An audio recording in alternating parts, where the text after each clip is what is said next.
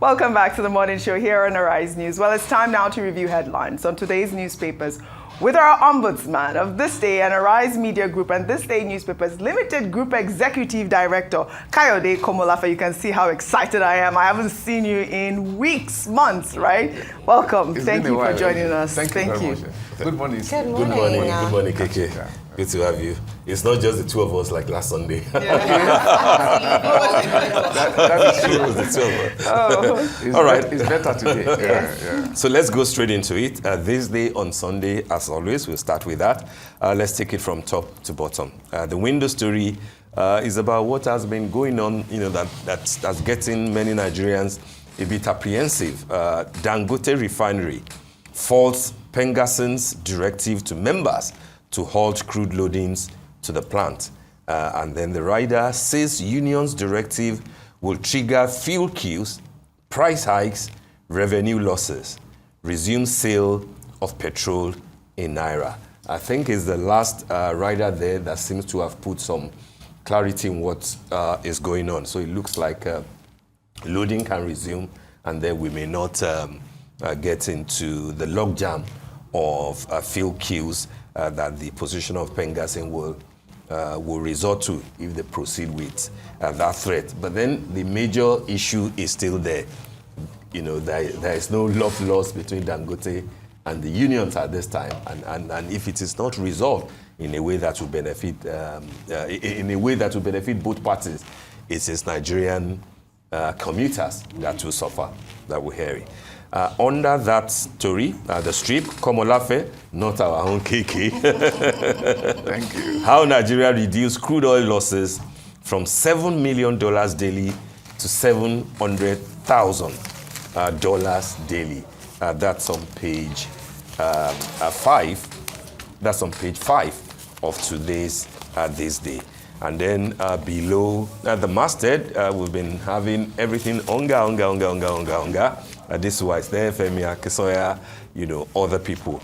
And that story is also on the Onga 80. At Onga 80, Shetima warns against external interference, presence of foreign military in Africa, demands withdrawal of foreign troops from African soil. I think this is coming after the important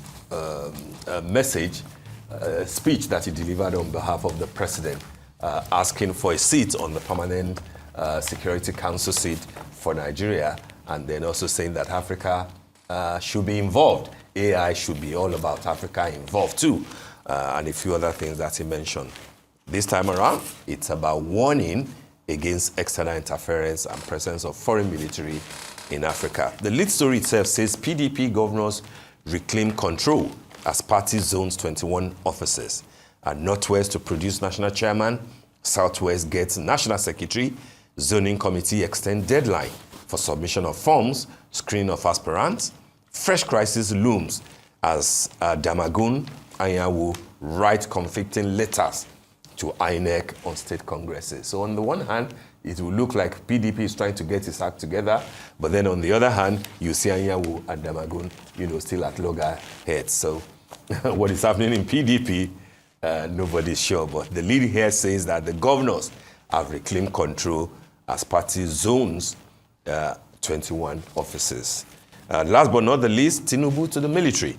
Combat terrorism, protect national reforms with renewed vigor. That story is on page 8 of today's newspaper. And I think that has to do, does it have to do with the cover picture, which says commissioning future generals. And there we see the Chief of Naval Staff, the Chief of Army Staff, the Chief of Defense Staff, all of them with Senator Godswill Akpabio, the President of the Senate, during the combined passing out parade and commissioning ceremony of Cadet 72 regular course, short service course in Kaduna yesterday. Those are the stories on the cover of This Day. KK, for your kind analysis. Yeah, thank you, Steve. I think congratulations will be in order for the new cadets of the Nigerian Defense Academy. That's those of 72 regular course, short service course 48, and direct short course 33 and the branch commission 2. We wish them well in their career, and the success in their career is very important to all of us, because these are the people who in the future will defend the country, and be on the front line, and it is from them that the generals of the future will also emerge. So it's really, it was really an important occasion, The Senate President, Godswill Akpabio, represented the President and Commander-in-Chief at the occasion. And as expected, the President, and Commander-in-Chief charged the new cadets, that it's their task, today, that the security challenge before the country, is such that, terrorism, is top on the list of the challenges that we have, and that should combat it and ensure, proper defense, of the country. The other stories on the front page, they are also related to that. So, yes, is the statement of the Vice President, again representing the President at the United Nations General Assembly, the 80th General Assembly of the United Nations, by the way. Now, on the margins of the General Assembly in New York, Vice President Shetima also attended a forum, the AU, Peace and Security Forum, and they made a very important statement also that Africa, should be wary, of external interference, in its affairs, especially when it comes to, security matter. That Africa should be able to develop a self-sustaining system, for its own defense and also for managing crisis, and also that in managing African crisis, more efforts should be made at the diplomatic and political levels in resolving those crises, rather than relying solely, on violence. And specifically, a call for, operationalizing, an idea that has been on the table for long, and that is the African, standby force, which could be deployed, for peacekeeping and even, peace enforcement. And then quickly, of course, we'll talk on the main story. The lead story of which is political. Now, I think it's good news, from coming from PDP, that at last, the party, is putting its house in order, and preparing, seriously for its forthcoming conference, in Ibadan in November. And already, forms have been issued for those who would like to contest, party positions, to express, their interest. And of course, this will cascade to the various zones and other levels of the party. But at the national level, that the governors, are reportedly, according to this day on Sunday, yes, are rising to the occasion, to actually get a control, of the party. Well, if you like, that is speculative. But then, if it happens, I think it's a good thing that the governors, as leaders of the party, in their own right, are trying to, put the party, then I think with that, if PDP is trying to, strengthen its structure, then of course, perhaps that will finally put paid, to the bogey of a one-party state, because we now have, other, parties, getting organized. But one interesting aspect of the story is that in zoning the offices, that the governors, seem to have favored the idea of zoning the party, the position of the party national chairman to Northwest. And then, for those who follow the PDP story, that will appear to be a way of trying to outwit the camp of the FCT minister is on Wiki, because his position has been that before the crisis, during the election, 2 years ago, that the position of the national chairmanship then was zoned to the North Central, and already an ally of Wiki, former Governor Autumn, has already been pushed, as a possible candidate, for that post. But if the positioner is now zoned to Northwest, that means perhaps that the carpet has been removed from the feet of Wiki. But then, all this, like I said, are still in the realm of speculations, and I think very soon the party itself will come up with a formal announcement of what is doing. But what is, like I said, what is the news now, which I think is good, for members and supporters of PDP, is that the party is trying to reorganize itself and preparing seriously for its November conference, which it is hoped will put a pay to the crisis in the party. Yeah. All right, thank you for your submission, Mr. KK. Let's move over to This Day Style, and cover picture for This Day Style, if we can pull that up really quickly, is Alexander Amosu, entrepreneur, innovator, and luxury market pioneer. And the editor's note there goes, there are entrepreneurs who follow trends, and then there are those who create them. Alexander Amosu belongs firmly in the latter category. From the moment he launched his first business at just 12 years old, it was clear he was wired differently, restless, inventive, and unafraid to disrupt the norm.